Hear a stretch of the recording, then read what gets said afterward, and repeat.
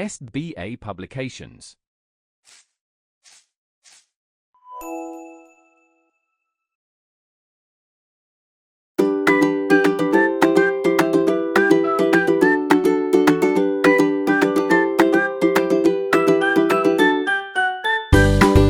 नमस्कार प्यारे बच्चों, कैसे हैं आप सभी लोग। उम्मीद करती हूँ आप सभी लोग अपने अपने स्थान पे स्वस्थ होंगे। बच्चों, आज हम शुरू करने जा रहे हैं आपका पाठ 13, जिसका विषय है समास। दो या दो से अधिक शब्दों को मिलाकर संक्षिप्त करने की प्रक्रिया को हम समास कहेंगे।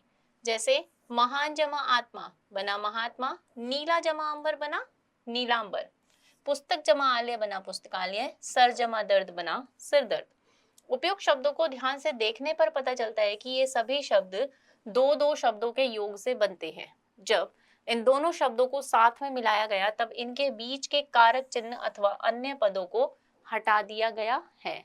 दो शब्दों के इस मेल की प्रक्रिया को ही हम समास कहते हैं। समास रचना में प्राय दो पद होते हैं। पहले पद को पूर्व पद और दूसरे पद को उत्तर पद कहते हैं। समास से बने पदों को हम क्या कहेंगे? समस्त पद।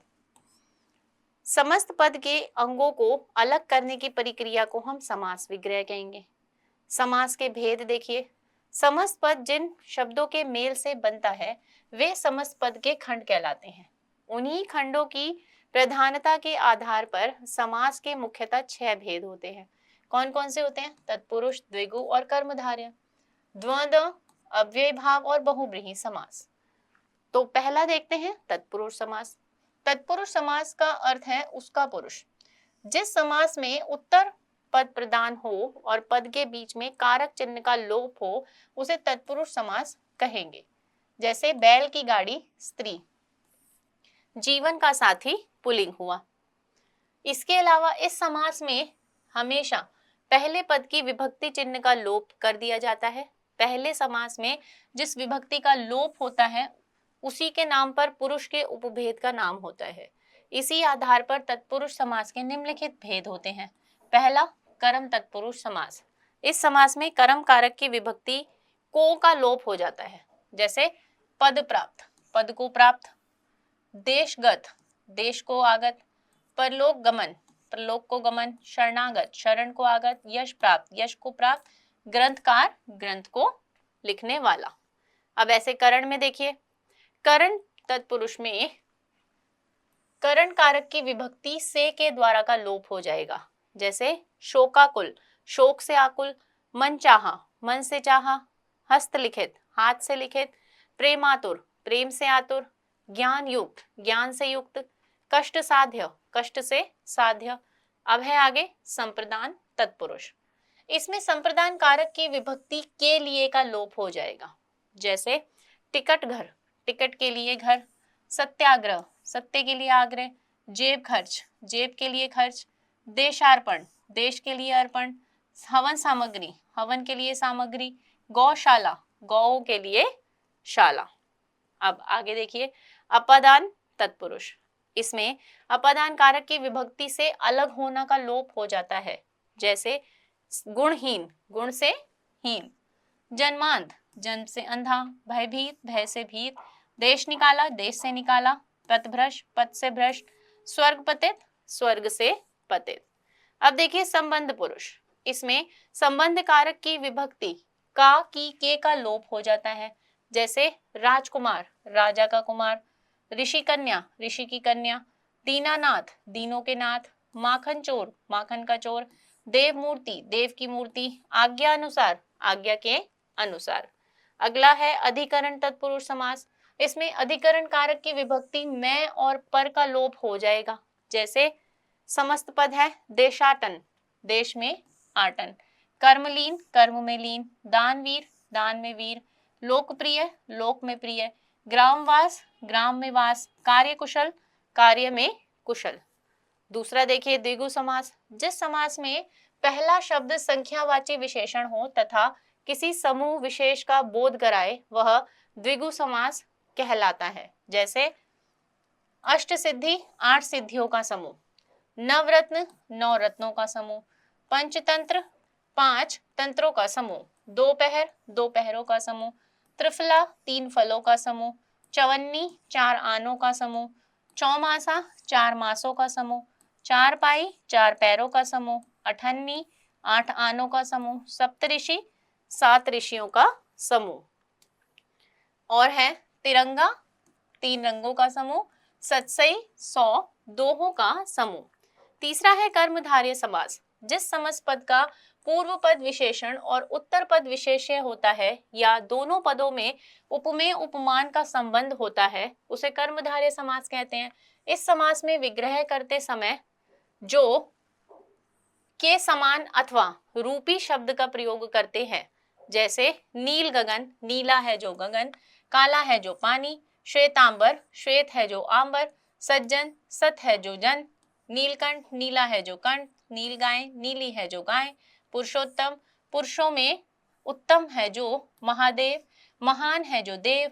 अब देखिए उपमेय उपमान संबंध, कमल नयन, कमल के समान नयन, विद्याधन, विद्या रूपी धन, घनश्याम, घन के समान श्याम, पुरुष रत्न, पुरुष रूपी रत्न, मृग नयन, मृग के समान नयन, चंद्रमुख, चंद्रमा के समान मुख, प्राण प्रिय, प्राणों के समान प्रिय, क्रोधाग्नि, क्रोध रूपी अग्नि।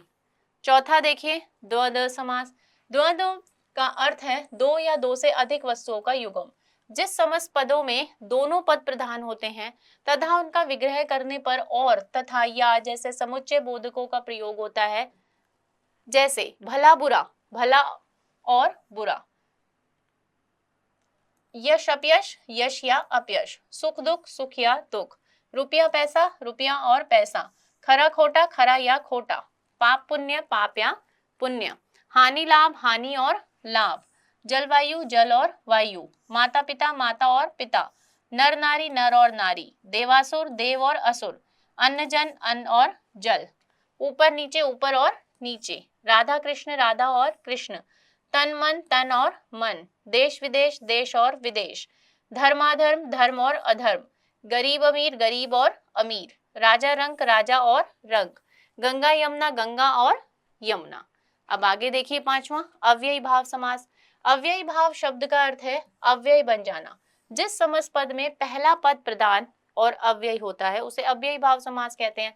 इस समास में सामासिक पद प्राय अव्यय या क्रिया विशेषण के रूप में प्रयुक्त होता है, जैसे प्रत्येक, प्रति जमा एक, व कायदा, कायदे के अनुसार, आज्ञानुसार, आज्ञा के अनुसार, प्रति मास, प्रत्येक मास, हाथों हाथ, एक हाथ से दूसरे हाथ में, यथामति, यथामति, मति के अनुसार, बाइज्जत, इज्जत के साथ, आमरण, मरण तक, प्रत्यक्ष, आंखों के सामने, भर पेट, पेट भर के, यथाविधि, विधि के अनुसार, यथासंभव, जैसा संभव हो सके, यथाशक्ति, शक्ति के अनुसार, रातों रात, रात ही रात में, भरसक, पूरी शक्ति से, बेशक, शक के बिना, बखूबी, खूबी के साथ, प्रसंगानुकूल, प्रसंग के अनुकूल। छठा है बहुब्रीहि समास। जिस समस्त पद में कोई भी पद प्रधान ना होकर कोई तीसरा पद प्रधान होता है उसे हम बहुब्रीहि समास कहते हैं। इस समास में दोनों पद मिलकर तीसरे पद की ओर संकेत करते हैं, जैसे मुरलीधर, मुरली को धारण करने वाले हैं जो, अर्थात कृष्ण। चक्रपाणी, चक्र है पाणी हाथ में जिसके, अर्थात विष्णु। पीतांबर, पीला है वस्त्र जिसका, अर्थात विष्णु। लंबोदर, लंबा है उधर जिसका, अर्थात गणेश। घनश्याम, घन के समान श्याम, अर्थात कृष्ण। दशानन, दश है आनन सिर जिसके, अर्थात रावण। अनाथ, जिसका कोई नाथ ना हो, अर्थात माता पिताहीन बालक। बारहसिंगा, 12 है सींग जिसके, अर्थात एक पशु विशेष। चंद्रशेखर, चंद्र है शिखर पर जिसके, अर्थात शिव। नीलकंठ, नीला है कंठ जिसका, अर्थात शिव। चतुर्मुख, 4 है मुख जिसके, अर्थात ब्रह्मा। चक्रधर, चक्र को धारण करने वाले, अर्थात विष्णु। अब देखिए आगे कर्मधारय और बहुब्रीहि समास में अंतर। कर्मधारय और बहुब्रीहि समास में एक सूक्ष्म अंतर पाया जाता है। कर्मधारय समास के दोनों पदों में विशेषण विशेष्य या उपमेय उपमान का संबंध होता है, जबकि बहुब्रीहि समास के दोनों पद किसी अन्य पद की विशेषता प्रकट करते हैं, जैसे पीतांबर, पीत के समान अंबर कर्मधारय बनेगा। पीत है अंबर जिसके विष्णु, बहुव्रीहि बनेगा। महात्मा, महान है जो आत्मा, कर्मधारय, महान है आत्मा जिसकी बहुव्रीहि समास बना। अब देखिए इधर संधि और समास में क्या अंतर होगा। संधि और समास परस्पर मिलती जुलती क्रियाएं हैं, लेकिन संधि में शब्दों का मेल है जबकि समास में पदों का मेल है। संधि शब्दों को तोड़ने की क्रिया को विच्छेद कहते हैं और समस्त पदों को अलग अलग करने की प्रक्रिया को विग्रह कहेंगे। अतः हम कह सकते हैं कि दो वर्णों को आपस में मिलन से उत्पन्न विचार परिवर्तन को हम संधि कहते हैं, पर समास दो या दो से अधिक शब्दों पर पदों में होता है। अब यहाँ पर बच्चों आपका पाठ समाप्त होता है। आइए अब हम दोहराते हैं कि हमने आज के पाठ में क्या सीखा है। दो या दो से अधिक शब्दों को मिलाकर संक्षिप्त करने की प्रक्रिया को हम समास कहते हैं। समास से बने पदों को हम समस्त पद कहेंगे। समास का अर्थ संक्षेप होता है, छोटा। समासिक पद के सभी पदों को अलग अलग करने की प्रक्रिया को हम समास विग्रह कहते हैं। समास में मुख्यतः दो प्रक्रियाएं होती हैं, समस्त पद, समास विग्रह। समास के 6 भेद होते हैं। तो बच्चों यहाँ पर आपका आज का पाठ समाप्त होता है। अब आप अपने दिए गए इस अभ्यास कार्य को पूरा करेंगे। उम्मीद करती हूँ आपको आज का विषय अच्छे से समझ में आया होगा। आप इसको एक बार और दोहराएंगे तो आपको और अच्छे से समझ में आ जाएगा और उसके बाद आप अपना अभ्यास कार्य पूरा कीजिएगा। आज की कक्षा में बच्चों हम सीखेंगे इतना ही। मैं आपसे अब मिलूंगी आपकी अगली कक्षा में एक नए विषय के साथ। तब तक के लिए आप सभी बच्चे सीखते रहिए, स्वस्थ रहिए। नमस्कार।